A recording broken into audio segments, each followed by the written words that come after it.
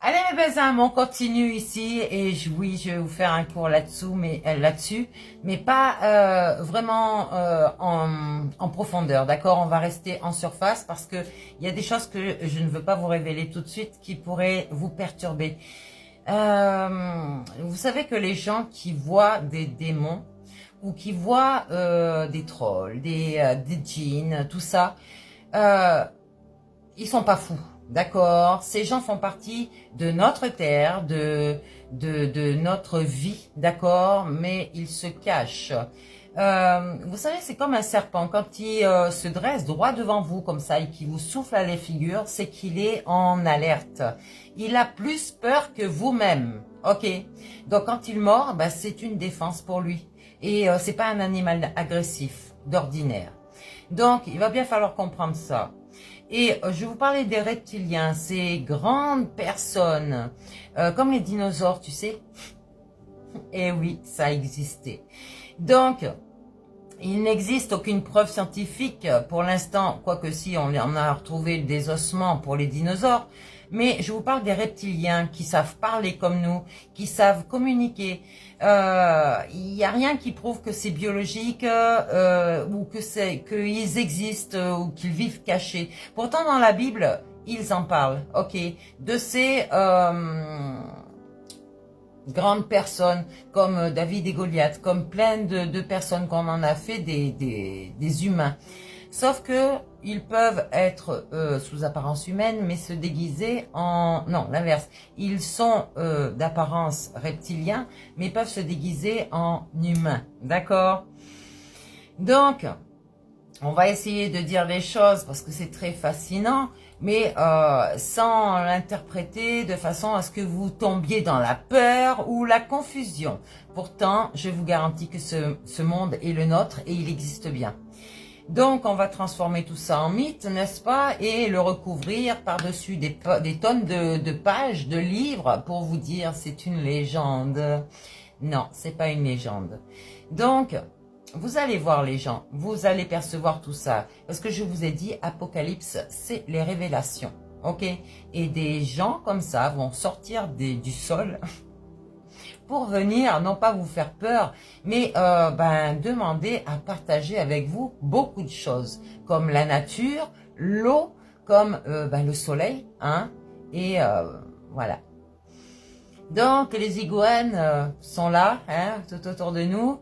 Et donc, tout ce qui est lézards, serpents et compagnie aussi. Sauf que, toutes ces bêtes-là dont je vous parle ne sont pas méchantes, ok? Les démons, c'est autre chose. C'est une volonté de faire le mal, ok? C'est autre chose. Et c'est ce petit diable que tu es qui a voulu nourrir cette part sombre de toi. Donc, je n'ai pas peur des reptiliens. Je n'ai pas peur de toi. Mais sache une chose, c'est que si toi, tu ne veux pas la guérison, eh ben, je suis désolée de te dire que tu vas disparaître. Donc, je reviens à mes moutons. Non, les reptiliens ici, ce sont des mythes anciens, des choses qui ont existé, qui ont été vues, d'accord, comme les dragons par exemple, les serpents, donc on parle de Naga, ou des serpents divins, d'accord? On le voit aussi dans les films, hein, les science-fiction, mais la fiction est bien réelle, je vous l'avertis, je vous avertis. Et donc, on va dire de ces gens qui croient et qui démontrent que c'est une théorie du complot moderne qui a déjà été popularisée en 1990. Des chercheurs de vérité qui se sont fait emprisonner, malheureusement, parce qu'ils révélaient des vérités. Tous ceux qui disent ce sont des extraterrestres venus d'en haut. Le ciel est grand, oui, sauf que nous sommes sous une sphère, d'accord, sous une demi-sphère parce que l'autre sphère est sous le monde d'en bas. Mais c'est toujours une vérité tout ça. Allez faire vos propres recherches. Bien sûr qu'on va vous dire que vous êtes dans la théorie du complot, sauf que les chercheurs de vérité ne sont pas complotistes. Au contraire, ils cherchent à alerter le peuple que c'est justement tout ce qui est l'armée, l'État, les religieux qui sont des complotistes et qui essayent de nous manipuler sous toute forme, que ce soit des ondes ou que ce soit beaucoup de choses, parce que eux savent très bien se servir de l'hypnose, que ce soit par la boxe, donc les ondes, ok.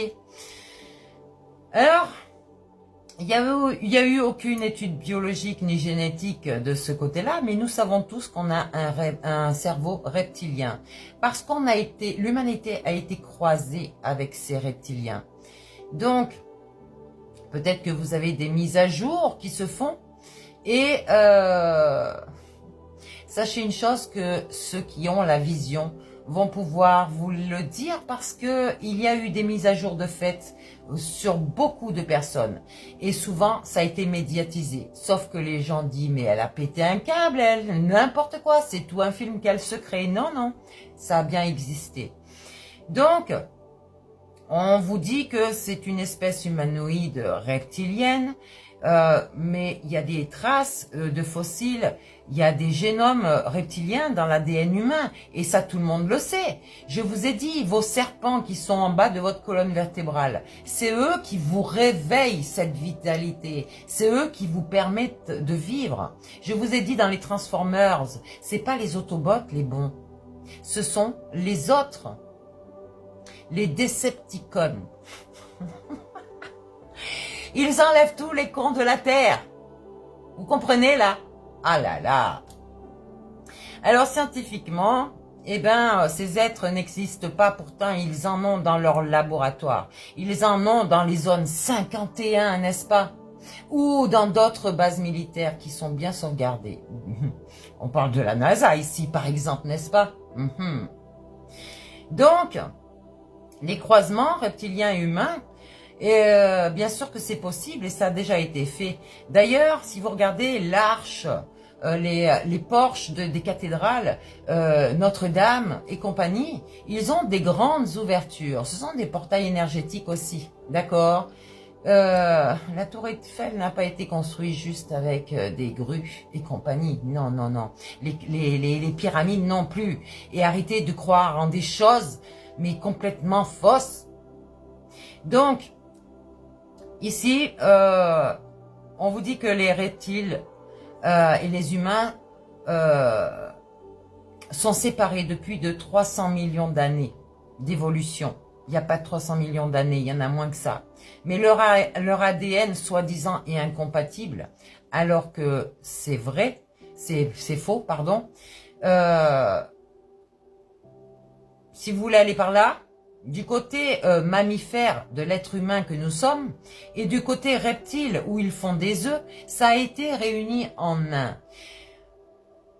On ne pond pas des œufs, on pond d'autres mammifères. Sauf que la progression, l'évolution du fœtus, ok, qui est un œuf, dans un œuf, fait que cette création est comme le reptilien en fait. C'est d'abord l'œuf qui crée, et la mère, en expulsant cet œuf, va sortir ce dinosaure, ce mammifère.